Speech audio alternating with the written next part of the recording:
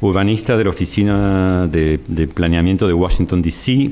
y parte del Comité Asesores del Ministerio de Vivienda y Urbanismo en Santiago, Chile. Cuenta con un doctorado en Planeamiento Urbano del MIT y una maestría en Planeamiento de Estudios Urbanos también de esa misma institución. Por favor. Hola. Bueno, yo recién empecé a trabajar en el BID hace 3 semanas, entonces, y llegué a Argentina hace 3 semanas también. Entonces, lo que yo voy a discutir ahora en esta presentación está más relacionado al trabajo que yo estaba haciendo antes, cuando estaba haciendo investigación sobre temas de transparencia y tecnologías de información y el desarrollo urbano. Entonces, se llama crowdsourcing, mejoramiento de barrios, y la palabra crowdsourcing, ¿cuánta gente sabe lo que es crowdsourcing? Ya, súper poco.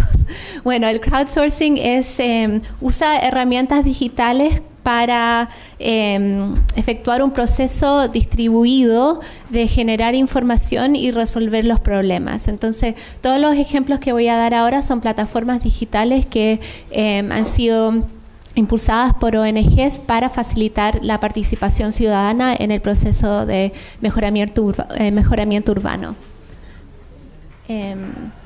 Empiezo son 4, la estructura de la presentación tiene 4 partes, que es el mapeo y el monitoreo cívico. ¿Cuáles son las cuestiones que deberíamos pensar cuando nos enfrentamos con este tipo de proyectos? Voy a dar unos ejemplos de Latinoamérica y después la conclusión y un resumen. Bueno, en términos de antecedentes, les presento 2 antecedentes y los 2 vienen de Kenia. Entonces no es que piensen que esto es una cosa de Europa o de Estados Unidos, algo muy de lugares desarrollados. De hecho, los proyectos más interesantes vienen, yo creo que de aquí de Latinoamérica y bueno, en África están los antecedentes más importantes. Uno es una plataforma que se llama Ushahidi, que en Swahili significa testigo, ser testigo. Y empezó en 2008 con la violencia que se vio a través de las elecciones presidenciales, y un grupo de periodistas y de programadores de computación armaron esta plataforma que se llama Ushahidi para recolectar reportes de la gente que estaba en los pueblos que estaban experimentando esta violencia, y recopilaba toda la información a través de mensajes de texto. Entonces la gente mandaba mensajes de texto y luego este grupo de periodistas y programadores lo subían a esta plataforma. Desde entonces, Ushahidi se ha usado en muchas ocasiones, particularmente en momentos puntuales de desastre o de violencia. Fue usado después del terremoto de Haití para responder a las llamadas de socorro, digamos. Y ahora, recientemente, en estos últimos días, lo usaron mucho en la India con los grandes apagones y la pérdida de electricidad, que la gente estaba reportando dónde tenían la electricidad y dónde no la tenían. Y después el otro antecedente, y esto más en términos de mapeo y de georreferencia de datos, se llama Map Kibera.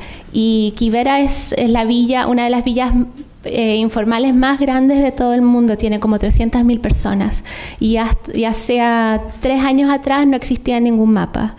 Y lo que pasó es que una ONG trabajó con los jóvenes de Kibera en Nairobi, y los capacitó y y trabajaron con las herramientas para hacer mapeo de la villa. Entonces era tanto como las vías, pero también ahí se ve, no sé si esto se puede apuntar.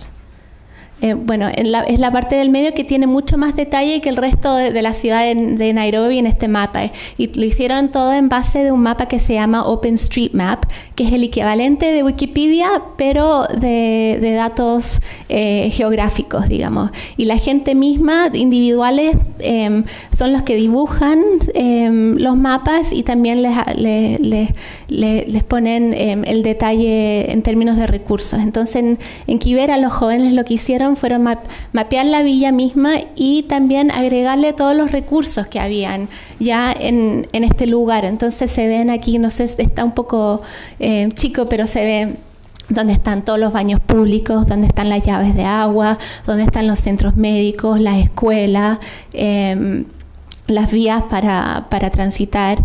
Entonces es una base de datos muy rica y que viene de la gente misma. Y han trabajado con esta ONG y han presentado todos estos datos a la Municipalidad de Nairobi, que ellos mismos dicen que ellos nunca podrían haber llegado a este nivel de detalle si lo hubieran hecho de forma oficial. Y también los jóvenes de Kibera han seguido con este proyecto y le están dando contexto a toda esta información a través de medios varios como video y tienen lugares dentro de la villa que se junta la gente que no tiene celulares, que no tiene computador, para hacer exposiciones de esta información. Entonces tiene un componente que es digital, pero también de cara a cara, digamos, más tradicional. Entonces ahora saltamos a los temas que yo encuentro que son importantes en entender y cómo abordar este tipo de proyectos. ¿Cuál es el incentivo para que la gente participe en una plataforma así? ¿Quién participa? Porque igual se necesitan ciertas herramientas y capacidades. ¿Cómo se genera la información y también cómo se verifica la información? En Haití, por ejemplo, desarrollaron muy rápidamente un proceso donde los mensajes de textos se recibían, se traducían, porque esto era algo que pasó entre Haití y un grupo en Estados Unidos. Entonces el grupo en Estados Unidos encontró inmigrantes que hablaban creol haitiano y que traducían estos mensajes de texto que pedían ayuda y después lo verificaban y después se actuaba a través de las formas formales que los grupos como la Cruz Roja tenía en situ como para actuar sobre estas pedidas de ayuda. Y después, al final, claro que este tema, ¿quién actúa en respuesta? ¿Quién responde a esta información, a estos pedidos, a esta identificación de problemas? Entonces ahora voy a dar ejemplos de Latinoamérica. El primero se llama Proyecto One, que da en Monterrey, México, a través de un grupo de ONG que se llama Centro de Integración Ciudadana, y lo que hicieron fue armar esta plataforma donde los ciudadanos podían, a través de muchos medios, por email, por mensaje de texto, en el web mismo, identificar problemas o aquí en Monterrey se usa mucho para reportear accidentes y los accidentes tienen mucho que ver con la seguridad ciudadana en Monterrey porque están muy ligados a las actividades de narcotráfico. Entonces la gente reportea los accidentes y también pueden recibir alertas sobre esto para también modificar cómo transitan por la ciudad ese día. Entonces en una semana se ve que han recibido como 500 reportajes de distintos temas. Aquí también es otra, entonces cada reporte tiene un seguimiento, digamos. Acá abajo se ve que se marca la fecha del reporte y si está en proceso y cuántos días han transcurrido desde que alguien ha respondido a ese reporte sobre una luz que no funciona en una calle. Otro proyecto, y este tiene que ver con, digamos, quién participa, se llama Ciudad Democrática, que es más bien una plataforma para identificar problemas y resolverlos y dialogar con las autoridades. Y esto se empezó en Sao Paulo, donde tiene 12.000 miembros y 9.000 son de Sao Paulo, pero también se está usando en otras ciudades en Brasil. Entonces, como aquí la gente identifica qué se necesita en su barrio, otra gente puede apoyar ese pedido, se puede discutir, es como toda una plataforma de interacción ciudadana a través de una ONG que fue la que impulsó y después también se hacen todos estos temas visibles y se hace como un récord de estas discusiones y de estos pedidos ciudadanos. Aquí en Buenos Aires hay un ejemplo súper interesante que se llama ¿Qué pasa Riachuelo? Y es un sistema de monitoreo ambiental sobre la cuenca Matanza-Riachuelo. Y este es un ejemplo más híbrido porque toma datos públicos oficiales y los sube a esta plataforma para visualizarlo y para hacer esta información más accesible al público. Pero también incorpora información de la gente misma de esa área. Entonces, por ejemplo, aquí se hace monitoreo de las industrias, del medio ambiente, se mapean los basurales abiertos. De hecho, este viernes tiene el grupo que construyó este sitio que se llama Garage Lab, va a ser un hackathon que se juntan los programadores de computación y van a dibujar los basurales sobre imágenes de satélite para incorporar esa información a este mapa. Y también en cada punto hay más información. Entonces, por ejemplo, integran información de los ciudadanos mismos sobre las relocalizaciones de los asentamientos, por ejemplo, y cuáles son los problemas con eso y qué es lo que pide la gente de esa villa en cuanto a estas acciones. Y finalmente esto es en Lima, que se llama Todos Somos Dateros, y esta plataforma toma los temas de movilidad urbana y está haciendo monitoreo de dos innovaciones de movilidad en Lima. Una es el metropolitano, que es la red de transporte público, y después otros son las ciclovías pilotos que están instalando en la ciudad también. Y aquí la gente monitorea la seguridad, el estado de la infraestructura, el comportamiento de la gente misma en cuanto a la ciclovía. Entonces hay muchos reportes de gente que se estaciona en la vía, por ejemplo. Entonces ahí se va identificando el estado de esta infraestructura. Y lo que está interesante del Todos Somos Dateros es que también se incorpora una herramienta que está ligada directamente a la Municipalidad de Lima, el grupo que está a cargo de las ciclovías. Entonces la gente misma pone los reclamos o estos reportes, y después la municipalidad responde directamente a estos reportes a través de esta misma plataforma. Entonces hay como una conexión, un nexo, una articulación entre todo este proceso que se hace de la ONG, del ciudadano, hasta la autoridad local que actualmente tiene la jurisdicción y los recursos para resolver un problema, digamos. Y entonces al final, perfecto, 5 minutos, no es sobra.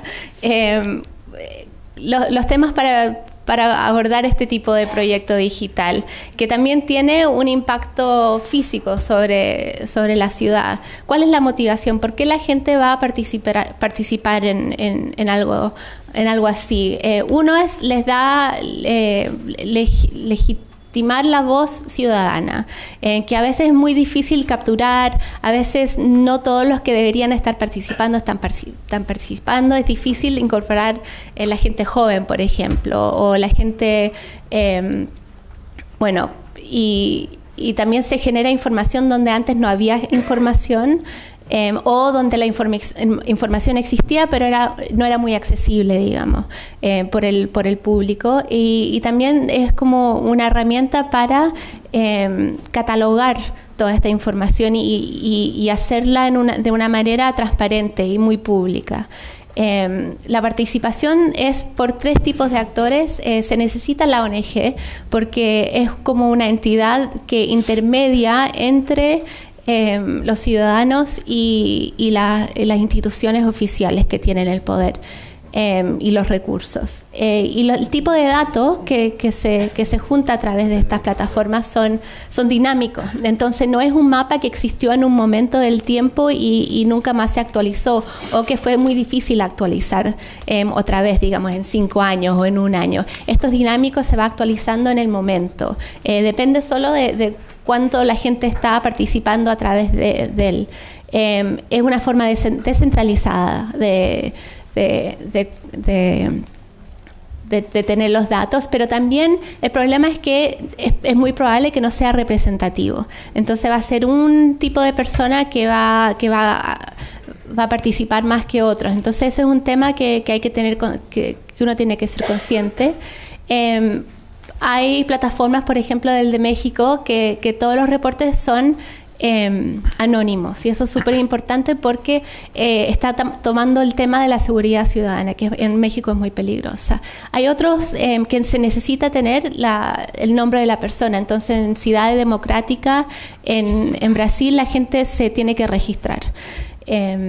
Y después los datos son abiertos, entonces están, por ejemplo, en Mapquivera, toda esa información que fue construida por la gente misma queda en el ámbito público. A veces, no sé si saben, si uno trabaja sobre un mapa de Google, los datos terminan siendo propiedad de Google.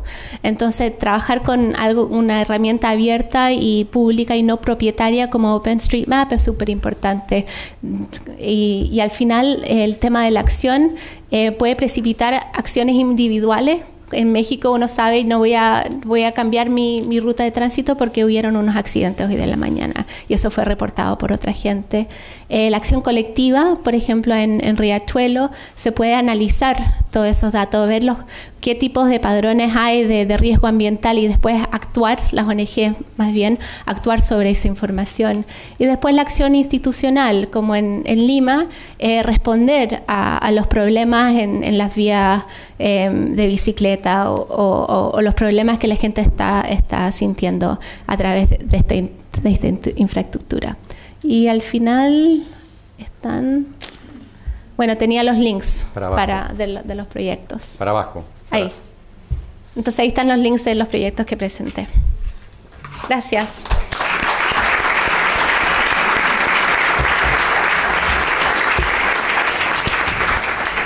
Bueno, muchas gracias, Francisca. Vamos a seguir con Luciano Scatolini, de la Escribanía General de Gobierno de la Provincia de Buenos Aires. Es abogado y escribano de la Universidad